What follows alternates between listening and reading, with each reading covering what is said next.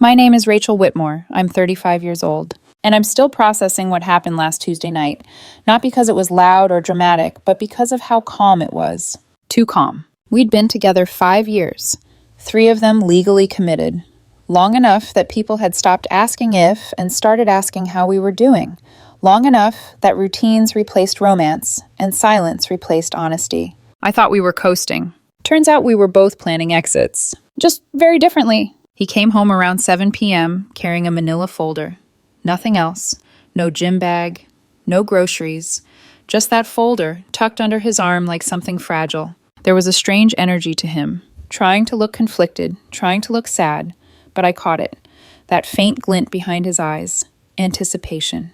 "Hey," he said carefully. "Can we talk?" I set my phone down at the kitchen table. "Sure." He sat across from me and slid the folder forward. "I don't really know how to say this out loud," he said, "so I thought maybe seeing it would help." I opened it. Divorce petition, filed 3 days earlier. My name, his name, case number, proposed asset division, supporting documents, thorough, organized, strategic.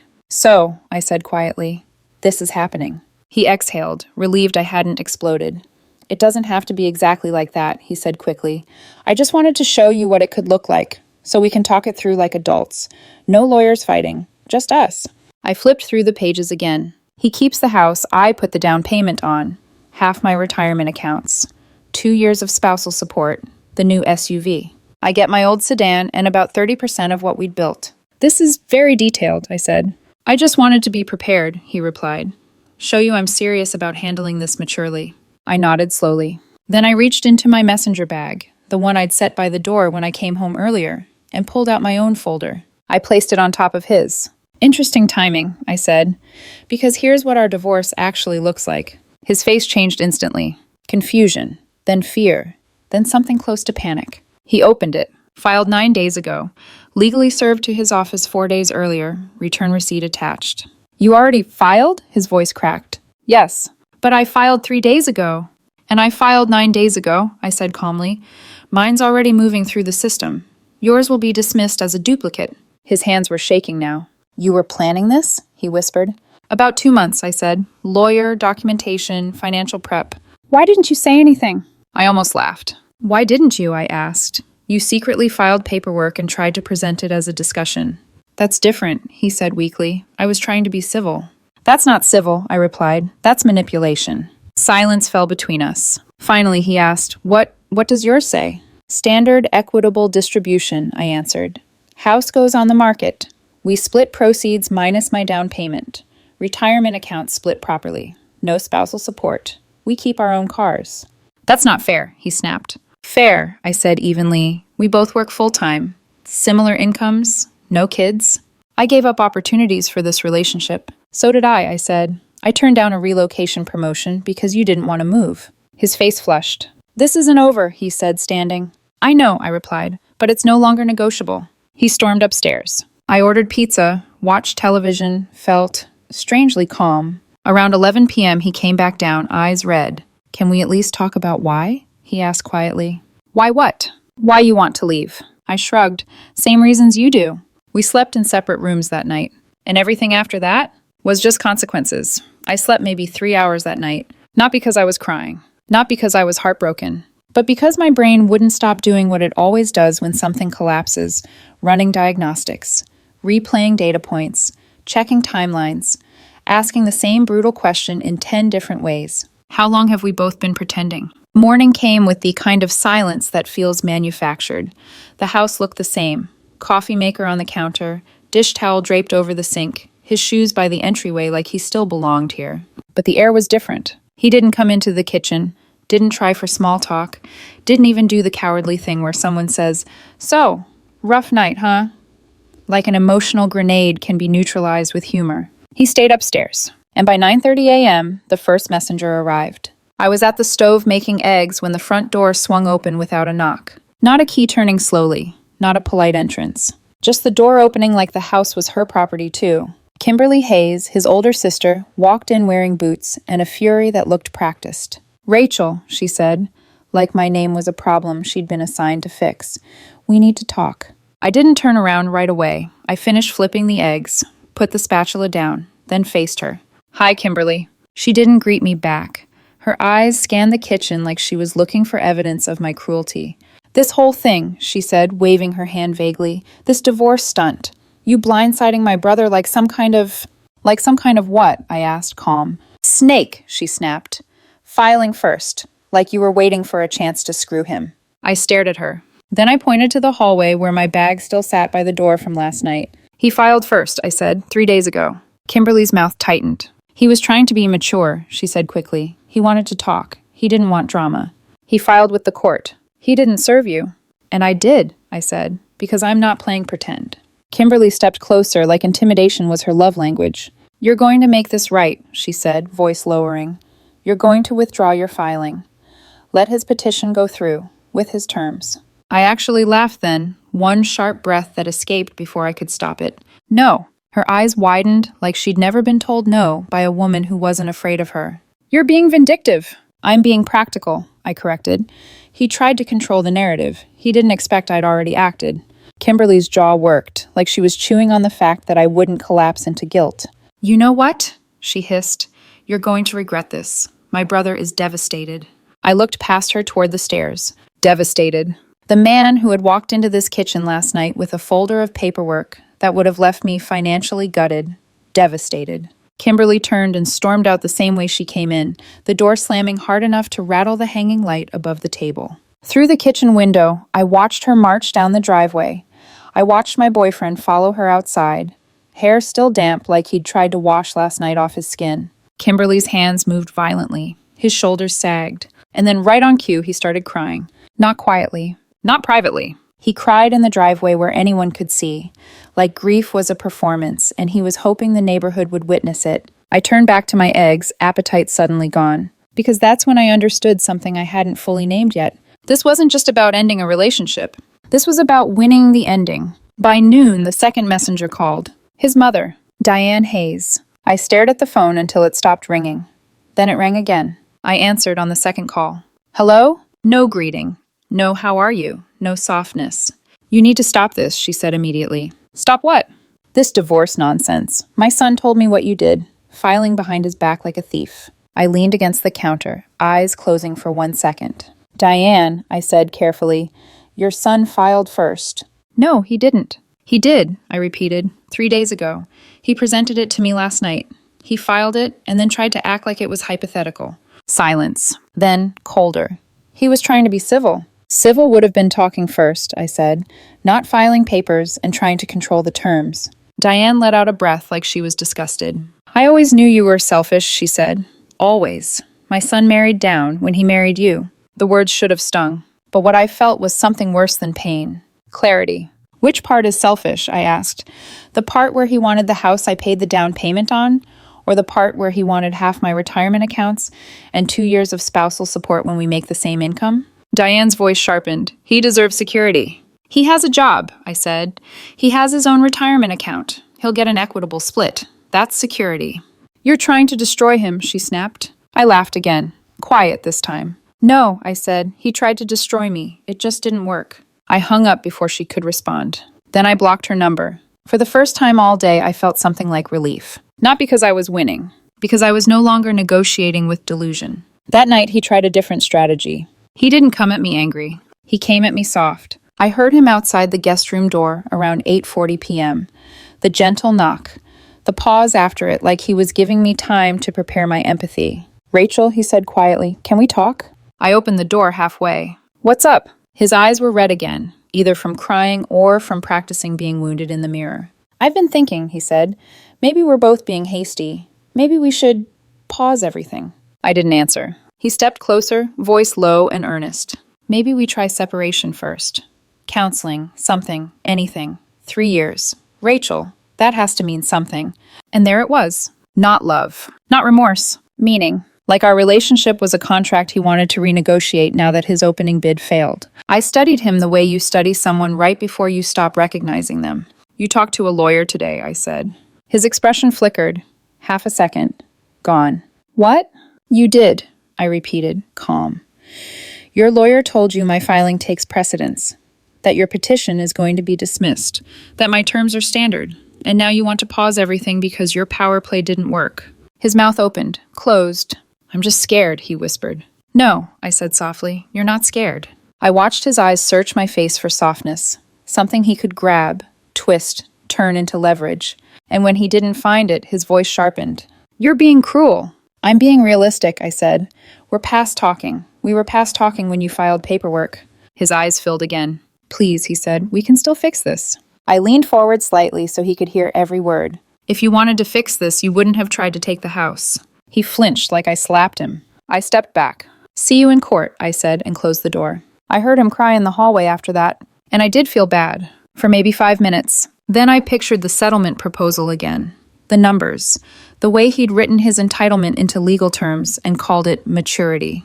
5 minutes of guilt vanished like it was never mine to carry. The next morning, Wednesday, was when he proved he hadn't run out of strategies. He'd just moved to a more dangerous one. I walked into work like normal, logged in, answered emails, joined a 10 a.m. meeting with my manager.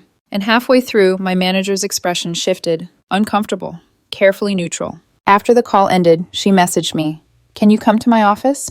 My stomach tightened before I even stood up, because some part of me already knew. When I walked in, my manager shut the door gently behind me. "Hey," she said, "this is awkward." I sat down slowly. She rubbed her forehead like she'd been handed something she didn't want to touch. "I got a call yesterday," she said, "from your partner. He said he was worried about you." My mouth went dry. "What did he say?" She hesitated, choosing words like they were landmines.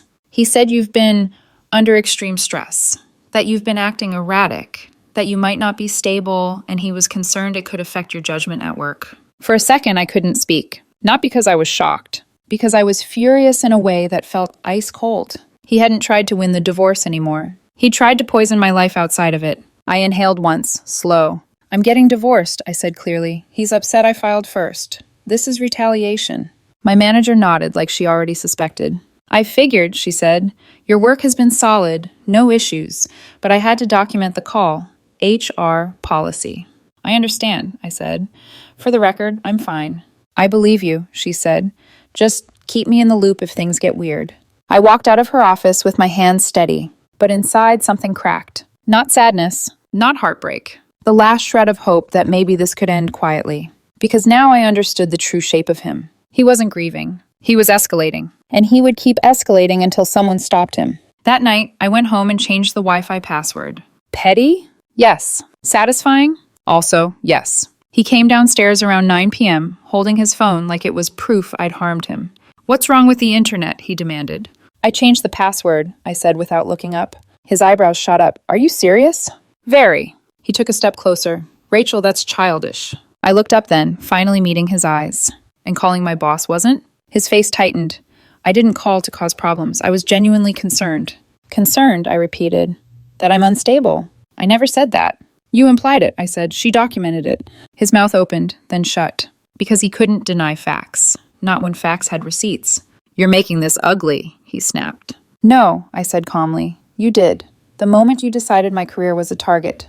He stared at me like he didn't recognize me. Maybe because this version of me, cold, clear, unmoved, was the version he never planned for. He turned and stomped upstairs. Door slammed. Of course. I sat alone in the living room after that, laptop open, reading about divorce proceedings, filing timelines, case law in our state. Not because I wanted to punish him. Because I wanted to predict him. Knowledge is power. And I had a feeling the folder wasn't the climax. It was the opening move.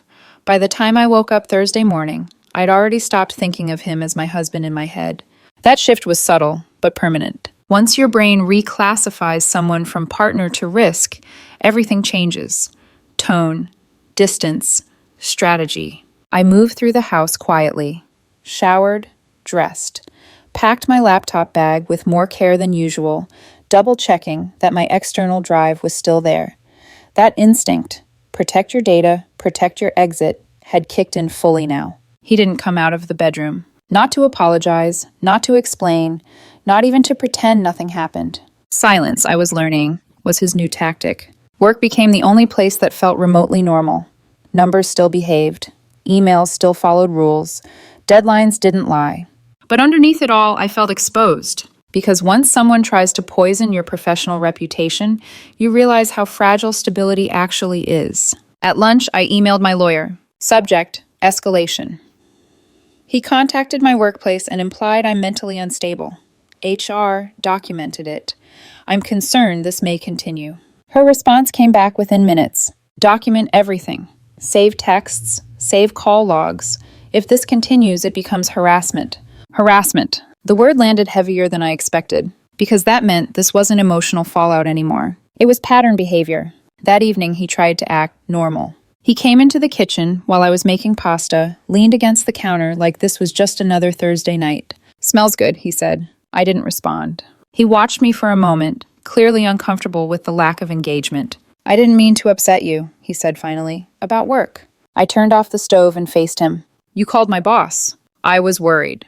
"No," I said. "You were strategic." His jaw tightened. "You're reading into it." "I'm reading your behavior," I replied, "and it's consistent." He crossed his arms. Defensive posture. "I am allowed to be concerned about my wife." "You're allowed to be concerned," I said. "You're not allowed to imply I'm unstable to my employer." Silence stretched. Then he exhaled sharply. "You're acting like I'm the villain." I looked at him, not with anger, with assessment. "You tried to take my house. You tried to take my retirement. You tried to take my job." My voice stayed level. "At what point do you think I'm supposed to give you the benefit of the doubt?" He had no answer. He went upstairs without another word. And that night, I slept with my phone on the pillow beside me, volume up, just in case. The next escalation came faster than I expected. Friday. I worked late, not because I had to, but because I didn't want to go home. When I finally pulled into the driveway around 8:15 p.m., something felt wrong immediately. The porch light was on. It never was. I tried the key. It didn't turn. I tried again. Nothing. My chest tightened. I stepped back, checked the lock. Knew. I stood there for a second, disbelief flickering into something sharper. He'd changed the locks. I didn't knock. I didn't yell. I took my phone out and called my lawyer. "He locked me out," I said. "Change the locks." There was a pause on the line. "He what?" "Change the locks. I can't get into the house." "That's illegal," she said immediately. "Call the non-emergency police line. File a report." So I did. I waited on the porch, arms wrapped around myself.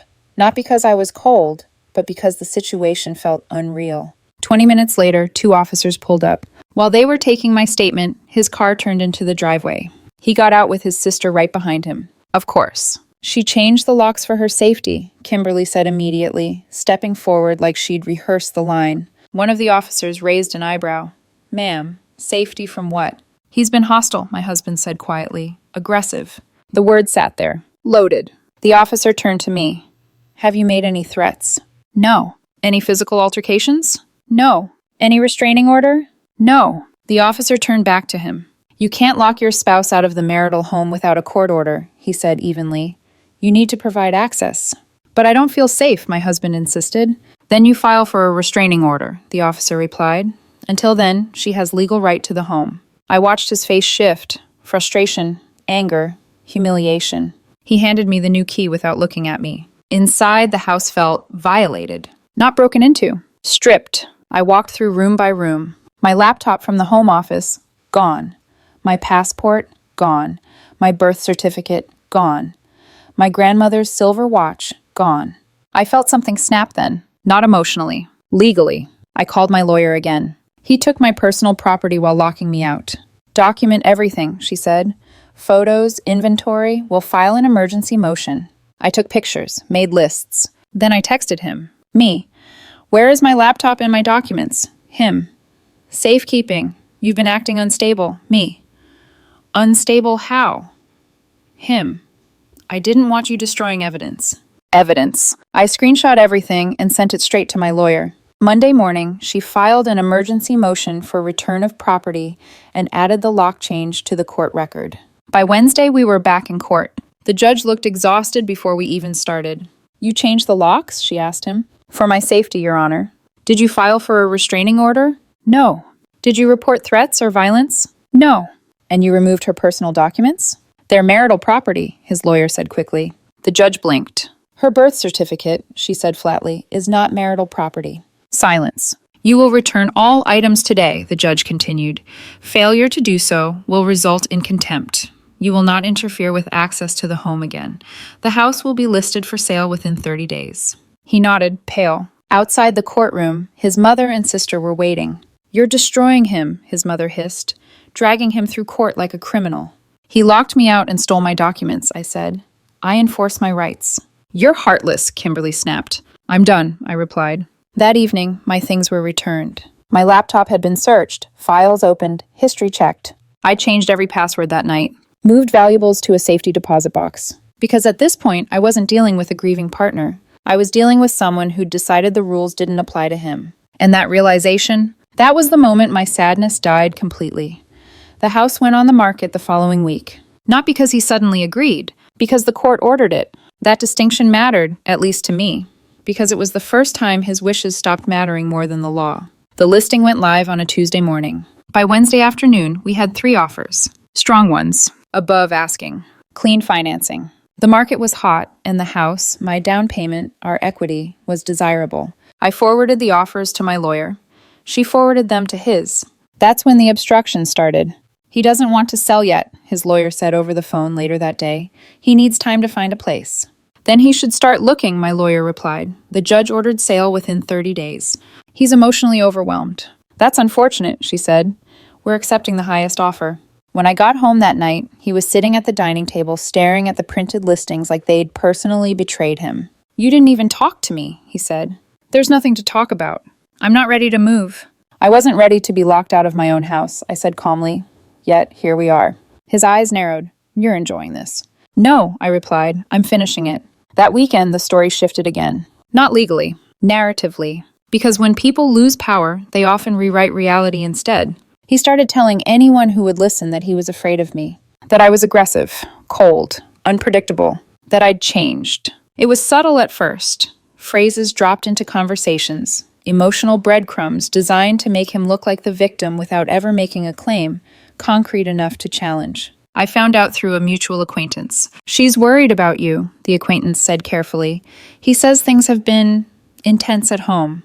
"Define intense," I asked. "Well, he says he feels unsafe." I nodded slowly. Of course he did. Because unsafe is a powerful word when you don't have evidence. The following Monday, I got a notification from my lawyer. He filed a motion requesting exclusive use of the marital home. I stared at the email for a full 30 seconds. Exclusive use, meaning he wanted me removed, on the grounds of emotional distress. No restraining order, no police reports, no evidence. Just feelings. We responded within hours. Attached. Police report from the lock change incident. Text messages about safekeeping my documents.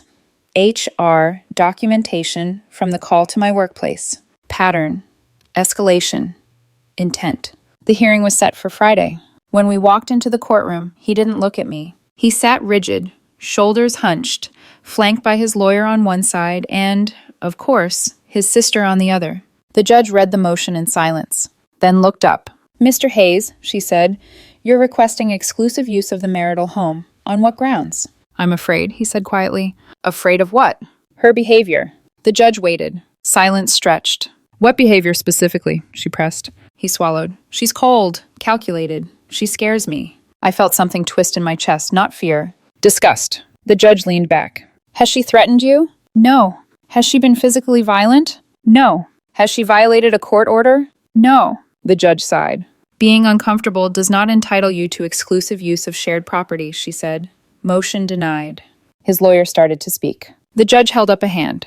"And frankly," she continued, "your actions, changing locks, removing property, undermine your credibility." His face drained of color. Outside the courtroom, his mother cornered me near the exit. "You're humiliating him," she said, "parading him through court like this."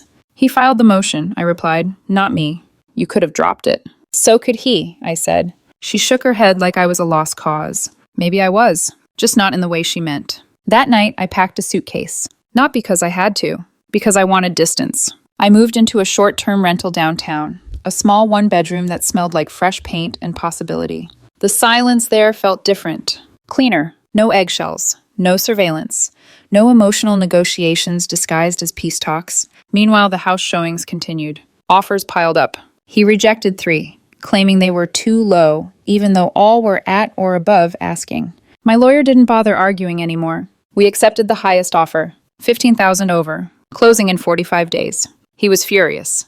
Texted me paragraphs about betrayal, about forcing him out, about cruelty. I didn't respond, because at this point, there was nothing left to explain. The legal process was moving, and every step forward made one thing clearer. He wasn't losing me. He was losing control, and he did not know how to survive that.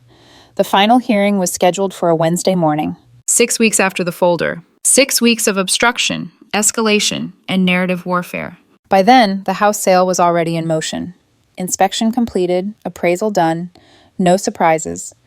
The numbers were clean, so clean it almost felt ironic, considering how messy everything else had been. I arrived at the courthouse alone, not because I didn't have support, because I didn't need an audience. He arrived 10 minutes later with an entourage. His lawyer first, creased suit, practiced confidence, then his sister, then his mother, and trailing behind them like a footnote. A woman I recognized only vaguely. His college friend.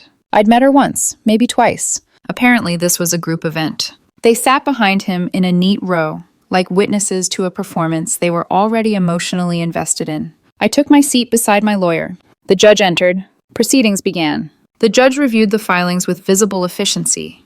No patience for theatrics, no tolerance for repetition. The house sale is pending, she said. Proceeds will be divided equally, minus the documented down payment contribution. $45,000 to Mrs. Whitmore, remainder split evenly. His jaw tightened. Retirement accounts will be divided per statutory formula, she continued. Each party retains their respective vehicles, each party responsible for their own legal fees. His lawyer stood.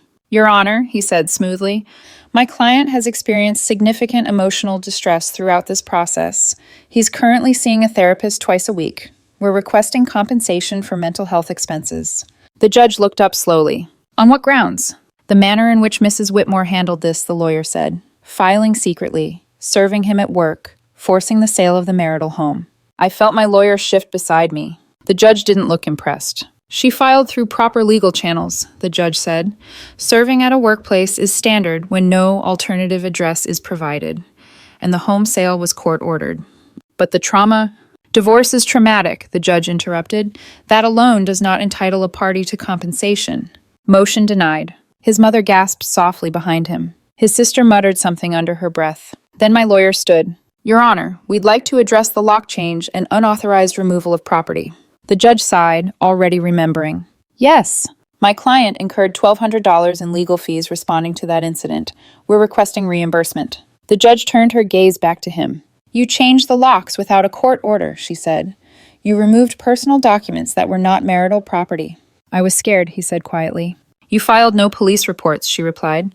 No restraining order, no evidence of threat. She paused. You owe Mrs. Whitmore $1,200, she said. Payment due within 30 days. His lawyer leaned in, whispering urgently. He nodded, eyes fixed on the table. The judge looked over the file one final time. Anything further? Both lawyers shook their heads. Then I'm granting the divorce effective immediately, the judge said. Division of assets as outlined. Good luck to both of you. That was it. 3 years of marriage. 5 years of shared life. Ended in under 40 minutes. In the hallway afterward, he stopped me. Rachel, he said softly, can we talk? I turned. About 5 feet away, his mother and sister hovered, watching. About what? I asked. How we got here. I studied his face. Tired, fractured, still looking for something to negotiate. We both wanted out, I said. We just admitted it differently. I didn't actually want a divorce, he said quickly. I was protecting myself. I thought you were going to leave. You filed paperwork, I replied. That's not protection. That's action. His eyes filled with tears. Real ones this time. I think I messed up, he said. I got scared. Yes, I said. You did. Can we start over? He whispered. Just date again? I looked at him. The man who tried to ambush me with paperwork. Who tried to sabotage my career. Who changed locks and stole documents, who rewrote reality when control slipped. No, I said simply. His sister scoffed. You're cold, she snapped. I didn't respond. I walked past them, down the courthouse steps, into the afternoon light. For the first time in months, my chest felt light. Not happy, free, because the collapse was complete, and there was nothing left to salvage. The house closed 2 weeks later. No drama at the signing, no final confrontation. Just documents, initials, and the quiet thud of something heavy finally being set down. After my down payment was returned, we split the remaining equity evenly, $87,000 each. Not bad for 3 years of marriage. I didn't celebrate. I transferred the money, closed the shared accounts, and logged out of the last system we still shared. Because closure doesn't always feel like relief. Sometimes it feels like silence. He moved out first. I didn't see it happen. I'd already relocated downtown, but I heard about it through mutual acquaintances. He moved in with his sister temporarily. That temporary situation stretched quickly, and tension followed fast.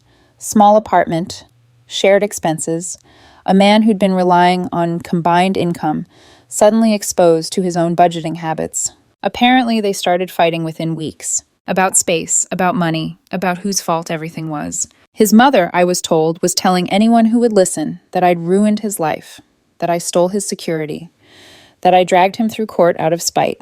The villain narrative stuck. I didn't correct it, because people who need a villain aren't looking for facts. The $1,200 he owed me for legal fees didn't arrive on time. My lawyer sent a demand letter. If it doesn't come through next week, we'll file in small claims. At this point, it isn't about the money. It's about consequences. Me? I rented a one-bedroom apartment downtown, smaller than the house, cheaper, cleaner, mine.